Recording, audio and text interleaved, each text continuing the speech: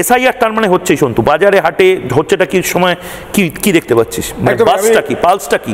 Pulse, মানুষের pulse বলতে গেলে একটা কথাই বলতে হয়, সেটা হচ্ছে আমি শিয়ালদায় বলি, হাওড়ায় বলি বা নিউ টাউনে আমি যখন হচ্ছেটা কি করি, প্রত্যেকের কাছে বোম নিয়ে গিয়ে জিজ্ঞাসা করি এসআইআর প্রয়োজন? প্রত্যেকে বলে হ্যাঁ প্রয়োজন। এসআইআর তো 2002 সালে হয়েছিল। এসআইআর হলে কি হবে? এসআইআর হলে হবে ব্রাত্য বসুর বাবা 15 বছর বা 8 বছর আগে মারা গিয়েছে, তার নাম এখনো ভোটার তালিকায় আছে, সেটা থাকবে না। 15 বছর 20 বছর আগে কোনো কবি সাহিত্যিক মারা গিয়েছেন, নিউ টাউনে এসে ভোট দিচ্ছেন, সেটা থাকবে না। শ্রমিক ভট্টাচার্য বলেছেন তার বাবা মা আজও ভোট দিয়ে যাচ্ছেন, সেটা থাকবে না। এইগুলোর পরিবর্তন হবে। হচ্ছেটা কিতে তো আমি দেখেছি প্রচুর মানুষজন, তারা মানে পাবলিক ইন্টারাকশন খুব হয়তো, মানে তাদের পালসটা কি, যদিও একটা ধারণা আছে ঠিক, সেফোলজিস্ট যারা তারা সাধারণত বলেন যে যারা ক্যামেরার সামনে বলে, এটা বাস্তব, কিন্তু যারা ক্যামেরার সামনে বাংলায় বলে তারা তার ঠিক উল্টো জায়গায় ভোট দেয়। এটা কিন্তু বাংলার ক্ষেত্রে প্রযোজ্য, মানে এত আতঙ্কের একটা পরিবেশ না, ওর ক্ষেত্রে সেটা হবে না। তার কারণ হচ্ছে ও যাদের সঙ্গে কথা বলে তারা কিন্তু ক্যামেরা দেখে না, তারা মাইকটা তো দেখছে। সন্তুপান আসছে, সন্তুপান তাদের কাছে সেইভাবে যাচ্ছে যাদের কাছে কেউ প্রশ্ন কখনো করেনি, যাদের কথা কেউ শোনেনি। সন্তু গিয়ে তাদের কাছে কথা শুনছে, তারা মাইক দেখছে না। সন্তু যখন যে প্রশ্নগুলো করে সেই প্রশ্নগুলো তারা মন খুলে উত্তর দেয়, এবং মন খুলে উত্তর দেয় বলে একটা কথা ছিল না, এটা কোন একজন সিনেমা আর্টিস্ট যে বিখ্যাত গোটা গ্রামে গঞ্জে।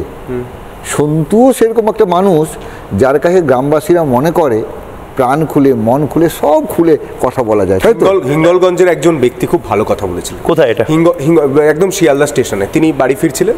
তিনি বললেন, দেখো বাবা, আমাদের ওখানে পঞ্চায়েত নির্বাচন হয় না, বিধানসভা লোকসভাতেও কেন্দ্রীয় বাহিনী আসে, সব কিছু হয়, কিন্তু নিজের ভোট দিতে পারি না।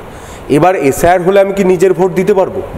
এসআইআরটা কি তিনি কিন্তু কিছু জানেন না। আমি বলছি এসআইআর কি চাইছেন? মানে এসআইআর একটা সম্বল হয়ে যাচ্ছে।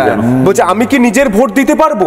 এটা একটা বড় প্রশ্ন। আমাকে সেদিন নাড়িয়ে দিয়েছিল। আমি 2 সেকেন্ড পজ, আপনি নিজের ভোট দিতে পারেন না? বলছে না, আমি নিজের ভোট দিতে পারি না। মানে এই যে ভোট কালচারটা থ্রেট কালচারের মধ্যে মিশে গিয়েছে, এটা কিন্তু খুব ডেঞ্জারাস। এবং সেই কারণে আমরা দেখতে পাই জনপ্রতিনিধিরা ভোটে জেতার জন্য পঞ্চায়েত ভোটে মারামারি করে, বিধানসভা ভোটে বোমা পড়ে, আগুন জ্বলে, কিন্তু সেটা করে মানুষ ওই পদটায় থেকে কি করে? চাকরি বিক্রি করে, রাস্তায় বসে থাকে বাংলার যুব সমাজ।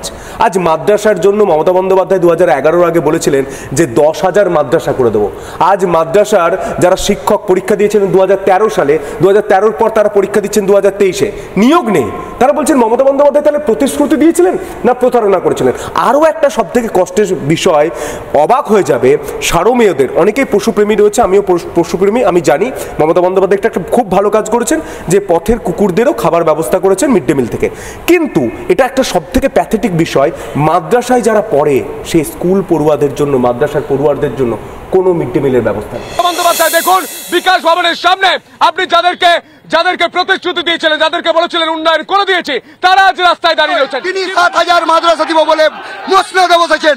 235টি মাদ্রাসা দিয়েছিলেন, সেই 235টি মাদ্রাসাকে এখন পর্যন্ত মিড ডে মিল, জুতা, পোশাক কোনো কিছু দেওয়া হয় না। আমাদের 50,000 গোটা রাজ্যে আনএডেড মাদ্রাসায় ছাত্রছাত্রী, হাইকোর্ট অর্ডার করেছে যে রাস্তার কুকুরকে মিড ডে মিল দিতে হবে, কিন্তু 50,000 ছেলে মেয়ে সংখ্যালঘুকে কেন মিড ডে মিল হয় না? এই রাজ্য সরকারের লজ্জা। যদি কুকুরকে মিড ডে মিল দেওয়া হয়, সংখ্যালঘু ছাত্রছাত্রীকে যদি অন্যায় করে থাকে, যে আগামী 26-এ উনি কুকুরকে নিয়ে ভোট নিয়ে রাজ্যে বসবেন, আমরা সংখ্যালঘু উনাকে ভোট দিব না। সরাসরি ভোট ব্যাংকের চ্যালেঞ্জ দিচ্ছেন রাজ্যের মুখ্যমন্ত্রী মমতা বন্দ্যোপাধ্যায়কে। গোটা বাংলাকে আজ প্রতারণার জায়গায় রেখে দিয়েছেন। টাকাটা কিভাবে আসে? মিড ডে মিলের টাকা তো সিস্টেম অন্য। হ্যাঁ, কিন্তু সরকারি স্কুলগুলোতে যায়, কিন্তু মাদ্রাসায় কোনোভাবে মিড ডে মিল চালু করেনি মাদ্রাসা। কি সরকারি স্কুল? সেটা যারা আন্দোলনকারী তাদের দাবি, শুভ্রান্তদা। মানে নানা ধরনের কন্টেন্ট দেখার জন্য লাইক করুন, শেয়ার করুন আমাদের ফেসবুক পেজ, সাবস্ক্রাইব করুন আমাদের ইউটিউব চ্যানেল। পাশাপাশি অন্যান্য ব্রেকিং নিউজের জন্য অবশ্যই চোখ রাখুন রিপাবলিক বাংলায়।